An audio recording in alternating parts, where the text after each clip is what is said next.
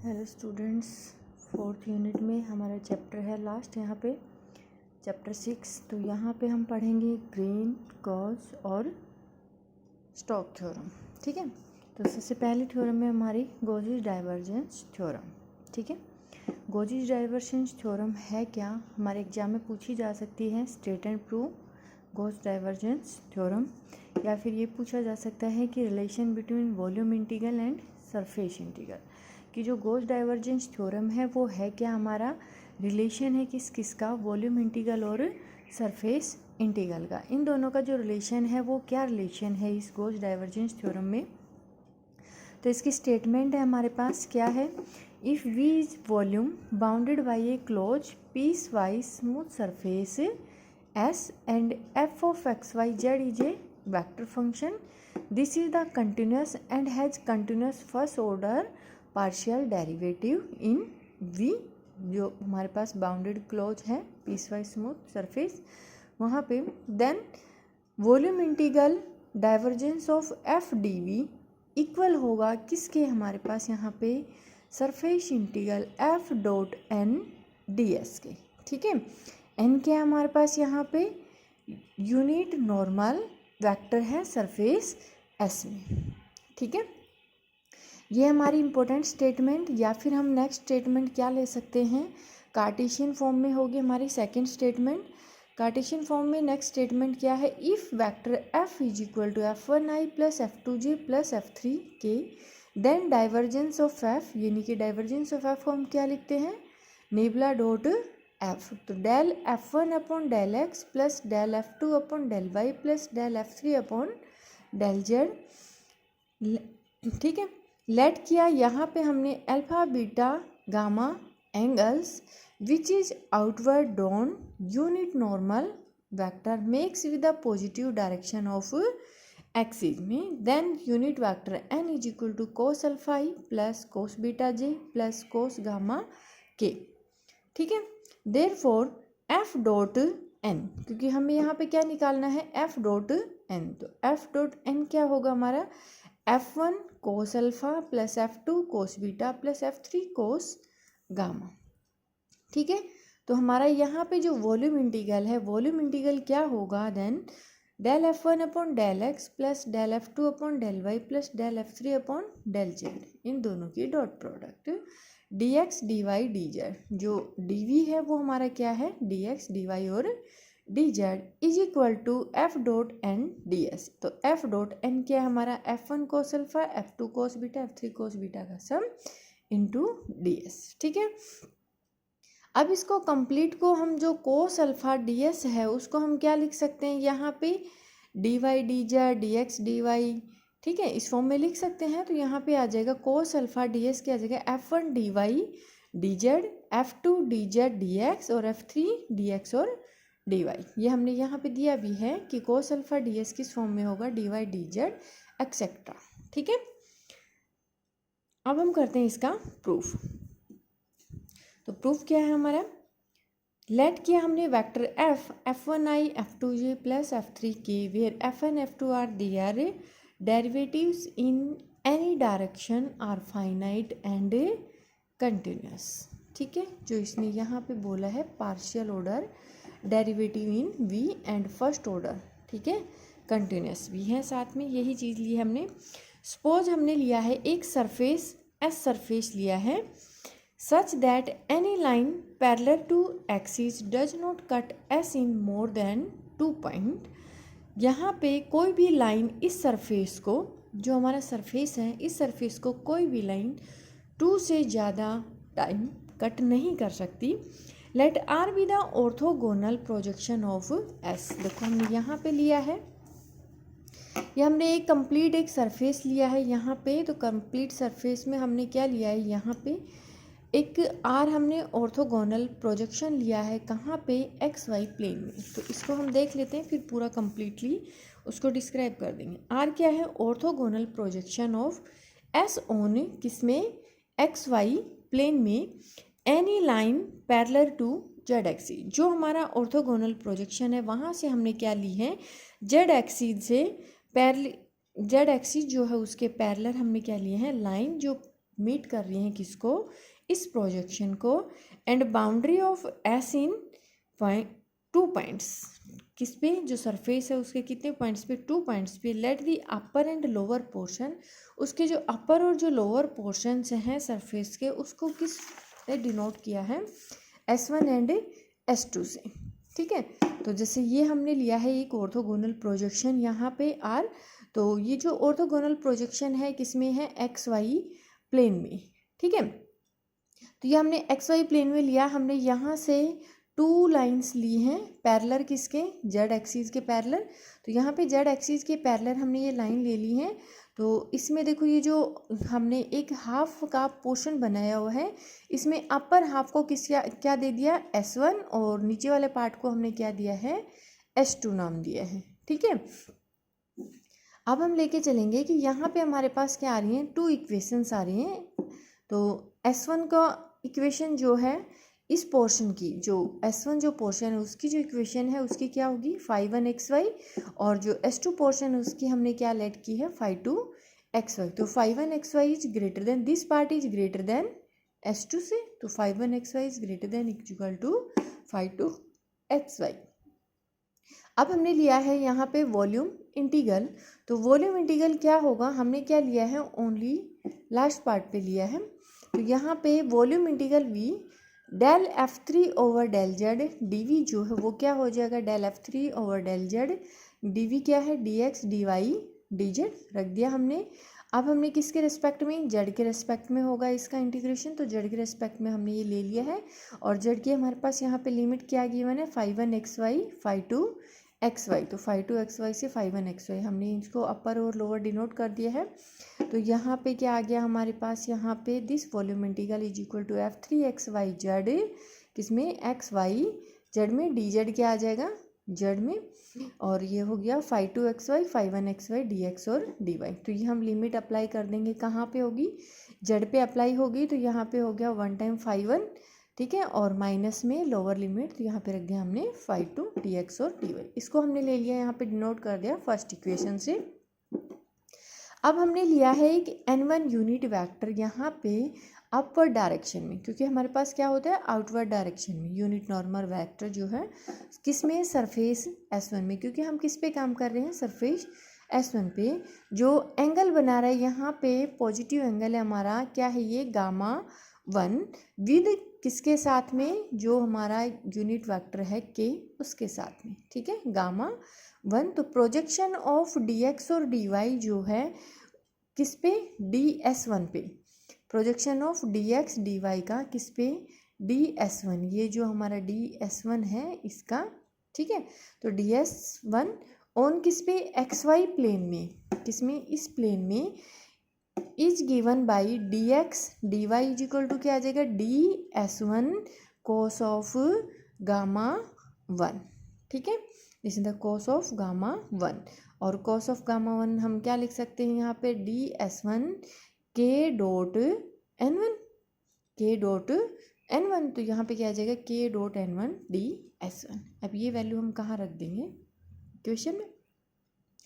तो हमारा जो इस रीजन पे है, जो हमने ये प्रोजेक्शन लिया है R, इस रीजन पे F3xy 5(1), ठीक है, क्या हो जाएगा, F3xy 5(1) dx dy is equal to क्या आ जाएगा, सरफेस किस पे लिया है, S1 पे, तो S1 F3k dot n1 ds1, ये आ गया हमारे पास, ये होगी हमारे पास फर्स्ट इक्वेशन।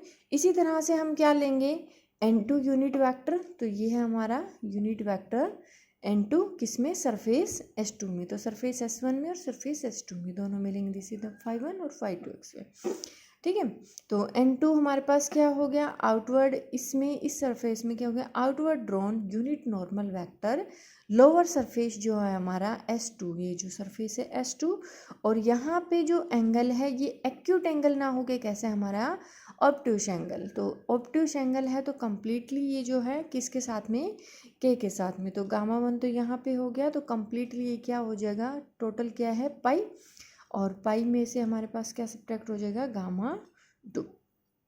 तो जो dx और dy है हमारा प्रोजेक्शन, तो क्या आ जाएगा यहाँ से, ds2, this is the ds2 cos of pi completely pi minus gamma two, ये हो जाएगा obtuse angle pi minus gamma two. तो पाई माइनस गामा टू क्या होगा, माइनस का हो जाएगा, कॉस सेकंड में माइनस का होता है, तो minus D S two cos of gamma two. और कॉस ऑफ गामा टू क्या आ जाएगा हमारे पास, के डॉट एन टू, तो यहाँ पे क्या आ जाएगा K dot N two D S two. ठीक है, क्लियर। इसी तरह से इसका जो लोअर पार्ट है वह लिख देंगे हम, रीजन आर में F three X Y phi two D x D Y is equal to minus of surface integral S two F three K dot N two D S two. तो ये हो गया हमारे यहाँ पे थर्ड इक्वेशन। अब हम इन दोनों इक्वेशंस का यूज करेंगे यहाँ पे फर्स्ट इक्वेशन में, इन तीनों को लेके चलेंगे। तो volume integral del F three और डेल जेड डी वी जो है वो क्या आ जाएगा हमारे पास यहाँ पे सरफेस एस वन पे, ठीक है, F three K dot N one D S one plus surface S two पे F three K dot N two D S two. ये माइनस और यहाँ पे क्या है माइनस, माइनस माइनस क्या हो जाएगा, ये प्लस हो जाएगा। ठीक है, तो ये कम्प्लीटली हमारे पास क्या बनेगा, एस वन और एस टू का मिला के कम्प्लीट क्या हो जाएगा सरफेस का, this the surface F three K dot N D S. ठीक है, क्लियर। ये हो गया हमारा यहाँ पे किसमें, एक्स और वाई प्लेन में। तो इसी तरह से हम आगे लेके चलेंगे यहाँ पे। तो आगे है हमारे पास सिमिलरली आगे प्रोजेक्शन हम लेके चलेंगे, यहाँ पे आर हमने लिया था, तो इसी तरह से हम नेक्स्ट प्रोजेक्शन लेंगे एस पे अदर कोऑर्डिनेट में। अभी हमने किस में लिया है, एक्स वाई प्लेन में, फिर वाई जेड में, जेड एक्स में, इन दोनों में भी लेंगे। तो जब हम किस में लेके चल रहे हैं यहाँ पे, तो उनमें जब हम प्रोजेक्शन लेंगे तो क्या आएगा, volume integral del F two और डेल वाई डी वी जो हो क्या आ जाएगा F two J dot N D S, और ये आ जाएगा हमारा del F one upon del X D V किसमें, वाई और जेड प्लेन में, और ये एक्स और जेड प्लेन में। तो surface integral F one I dot N D S जो हमने फर्स्ट पार्ट प्रूफ किया है उसी तरह से क्या हो जाएंगे सेकेंड और थर्ड पार्ट प्रूफ होंगे। अब फोर्थ फिफ्थ और सिक्स्थ इक्वेशन को हम क्या कर देंगे, ऐड कर देंगे। तो वॉल्यूम इंटीग्रल क्या आ जाएगा, डेल एफ वन और del X, del F two और del Y plus del F three और del Z into D V is equal to F one I plus F two G, उसमें F three K और dot में क्या है bar N into D S. तो this is the complete vector क्या है हमारा F dot N D S. तो ये आ गया volume integral is equal to surface integral. इन दोनों का रिलेशन जो है वो ये होगा, और इन दोनों का रिलेशन क्या होगा हमारे पास, गॉसेस डाइवर्जेंस थ्योरम होगी। ठीक है, नोट करके यहाँ पे एक दो डेफिनेशंस हैं उनको नोट कर लें अपना, कि सरफेस इंटीग्रल इनको प्रूव भी कर सकते हैं। Surface integral F cross unit vector N D S is equal to minus का volume integral curl F D V where N is any outward drawn unit normal vector to surface S. Second part है volume integral F dot gradient of phi D V is equal to phi surface integral phi F dot unit vector N D S minus volume integral phi divergence of F D we, N वही होगा हमारे पास outward drawn unit normal vector to surface S में। और third है हमारा यहाँ पे surface integral phi N D S is equal to volume integral gradient of phi D V. ठीक है, क्लियर यहाँ तक।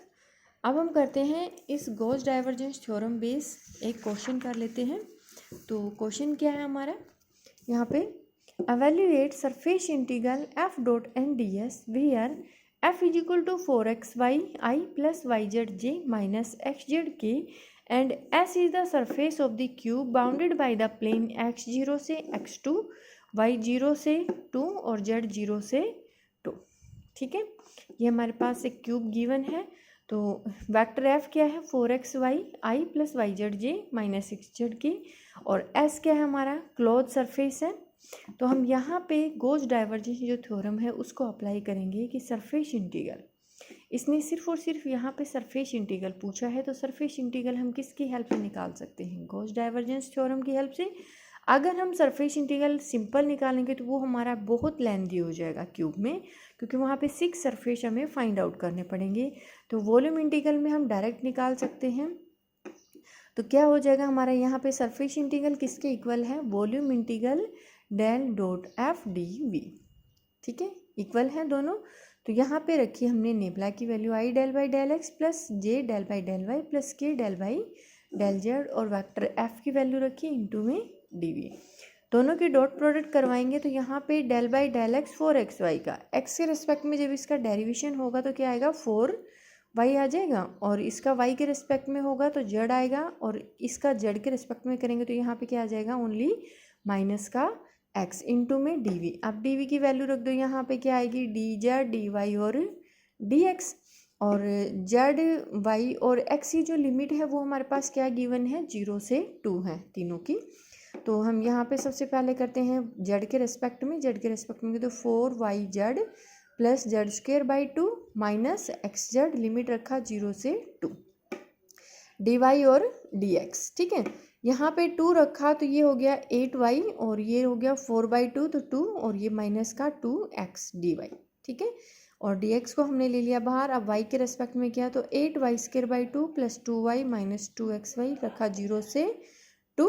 तो यहाँ पे रखा हमने 2 इंटू 2 4, 4 इंटू 8, तो ये 1 टाइम कैंसिल आउट होके हमारे पास आ गया 16, और 2 इंटू 2 4 और माइनस का ये 4x dx। अब लास्ट ये हो गया हमारे पास 20 माइनस 4x इंटू dx।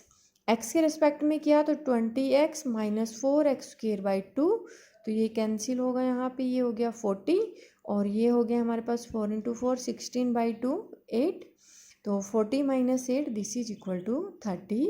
तो इसने क्या पूछा था यहाँ पे, सरफेस इंटीग्रल पूछा था। ठीक है, तो सरफेस इंटीग्रल पूछा था, और सरफेस इंटीग्रल हमने यहाँ पे अब गॉस डाइवर्जेंस थ्योरम जो उसको कम्प्लीटली पढ़ लिया है, तो हम उसकी हेल्प से इसको इजीली सॉल्व कर लिया। अदरवाइज हमें क्या करने पड़ते, यहाँ पे एक क्यूब बनाना पड़ता, और फिर उसके जो 6 सरफेस हैं उनको डिफरेंट 6 सरफेस की वैल्यूज फाइंड आउट करनी पड़ती, और फिर उनको ऐड करके पीछे हमने क्वेश्चन सॉल्व भी किए हैं वॉल्यूम इंटीग्रल, सरफेस इंटीग्रल, तो उसकी तरह हमें सॉल्व करना पड़ता। तो यहाँ पे हमने क्या कर दिया, वॉल्यूम इंटीग्रल जो हमारे पास बहुत ही शॉर्ट फॉर्म में और इजी सा बन गया। ठीक है, ओके, थैंक यू। बाकी क्वेश्चन करते हैं हम नेक्स्ट वीडियो में।